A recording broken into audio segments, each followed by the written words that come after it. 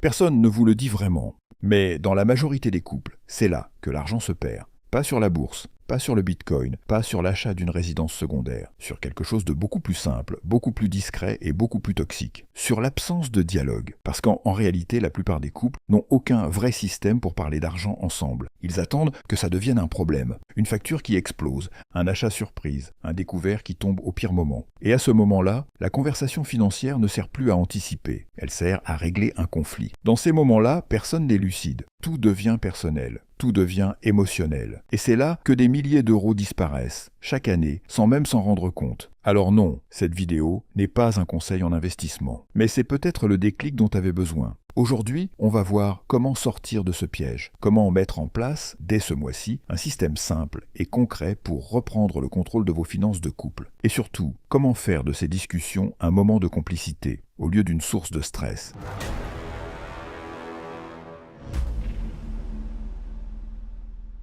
Imaginez que vos finances soient comme un bateau, pas un yacht, pas un cargo, un simple voilier à deux qui avance tranquillement.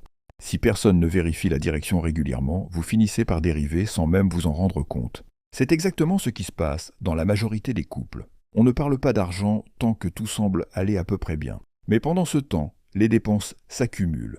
Les imprévus tombent, les objectifs financiers restent flous. Et quand enfin la discussion arrive, c'est souvent parce qu'il y a un problème, un crédit qui traîne, un compte à découvert, des projets communs jamais vraiment clarifiés, et surtout beaucoup de frustrations accumulées. Le pire, c'est que tout ça n'a rien à voir avec la somme d'argent en jeu. Que vous gagnez 2 000 ou 10 000 euros par mois, le vrai problème, c'est l'absence de système. Quand on laisse faire, on finit par avoir toujours les mêmes discussions. Pourquoi tu as encore pris un abonnement inutile?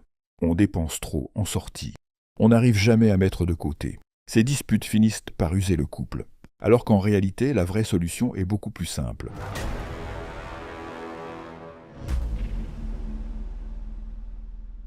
Visualisez un instant comment une entreprise fonctionne. Chaque mois, il y a un bilan, une réunion, des décisions. Personne ne laisse les chiffres s'accumuler sans jamais y jeter un œil. Pourquoi votre couple fonctionnerait-il autrement? Vous n'êtes pas juste deux personnes qui partagent un frigo et une connexion Wi-Fi. Vous êtes co-responsable d'une mini-entreprise, votre vie commune. C'est là qu'intervient la réunion mensuelle d'argent. Pas un truc ultra formel, pas un tribunal. Juste un moment bloqué chaque mois pour faire le point ensemble. Le principe est simple. Une fois par mois, vous vous asseyez, au calme, reposé. Café du samedi matin, petit brunch du dimanche. Peu importe, tant que c'est prévu à l'avance et que vous êtes disponible mentalement. Pourquoi ça marche? Parce que vous passez d'un mode réactif à un mode proactif. Au lieu de subir les imprévus, vous les anticipez. Au lieu d'attendre qu'un problème surgisse, vous traitez les questions avant qu'elles ne deviennent des crises. C'est exactement comme entretenir une voiture. Personne n'attend que le moteur explose pour faire une vidange. Vous contrôlez régulièrement. Et du coup, tout roule plus longtemps, plus sereinement.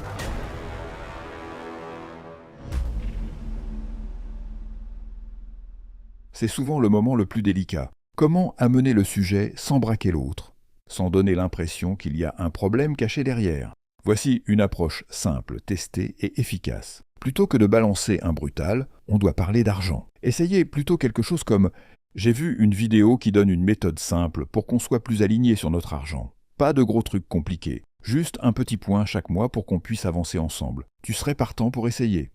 Pourquoi ça fonctionne? Parce que ça n'accuse personne. Ça ne sous-entend pas qu'il y a un problème urgent à régler. Ça propose juste un cadre, un terrain neutre.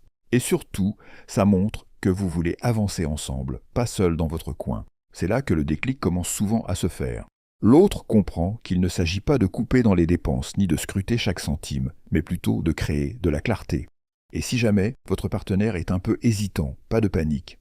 L'objectif, au départ, ce n'est pas la perfection, c'est juste d'amorcer le dialogue.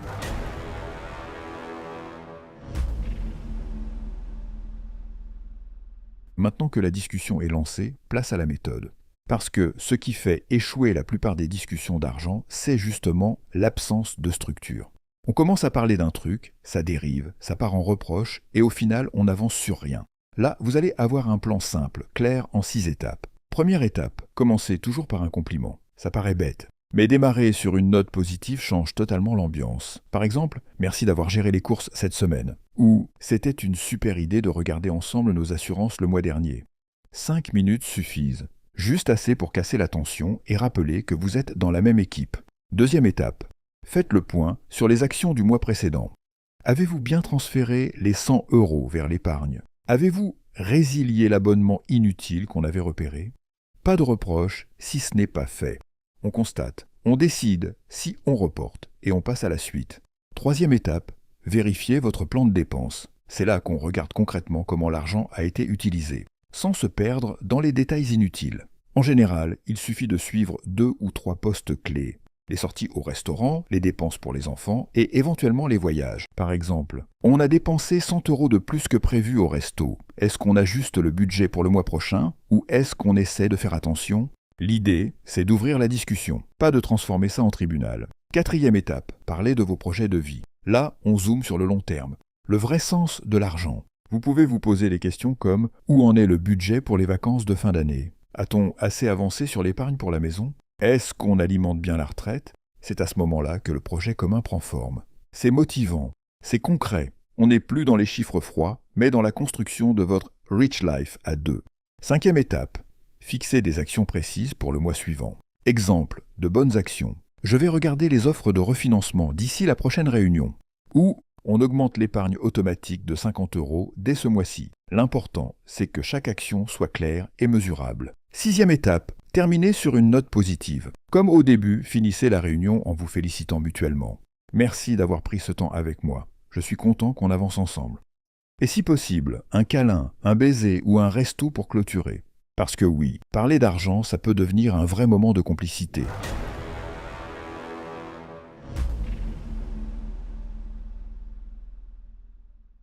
C'est souvent là où beaucoup bloquent, parce qu'en face, l'autre peut lever les yeux au ciel, ou répondre « Oh non, pas encore parler d'argent. Ça me stresse. On verra plus tard. » Il faut comprendre une chose simple. Le refus de parler d'argent, ce n'est pas forcément un désintérêt. Souvent, c'est une peur. La peur que ça tourne mal, la peur d'être jugé, la peur de devoir affronter des chiffres qu'on ne maîtrise pas.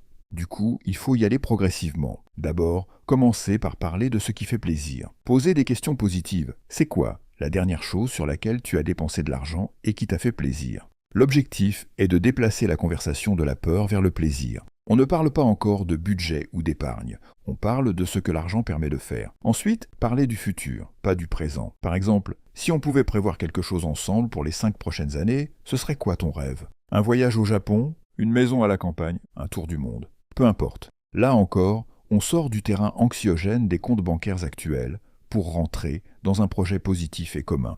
Enfin, si la discussion dérape, ayez vos phrases de secours. Par exemple, je propose qu'on mette ça de côté pour aujourd'hui et qu'on en reparle à tête reposée. Ou on veut tous les deux avancer ensemble, c'est normal qu'on ait des moments de blocage, ce n'est pas grave. L'objectif, c'est d'ancrer cette idée simple. Parler d'argent, c'est construire notre futur, pas gérer une crise. Au fond, parler d'argent en couple, ce n'est pas une question de chiffres. C'est une question de confiance, de vision, de complicité. Chaque réunion d'argent que vous ferez ensemble, c'est une brique de plus dans la construction de votre projet commun. Moins de disputes, moins de surprises, et surtout cette sensation simple mais puissante. On est aligné, on avance ensemble, et c'est comme ça qu'on passe du stress permanent à la sérénité financière. Alors oui, le premier pas peut sembler inconfortable. Mais rappelez-vous, on ne cherche pas la perfection. On cherche juste à démarrer. Prenez votre calendrier, fixez une première date, même si ce n'est que pour 15 minutes autour d'un café. Et observez ce que ça change au fil des mois. D'ailleurs, dites-moi en commentaire, quel serait le projet commun qui vous motive le plus aujourd'hui? Un voyage, un achat immobilier, une reconversion, peu importe. C'est souvent en posant ces premières intentions qu'on enclenche les plus belles transformations.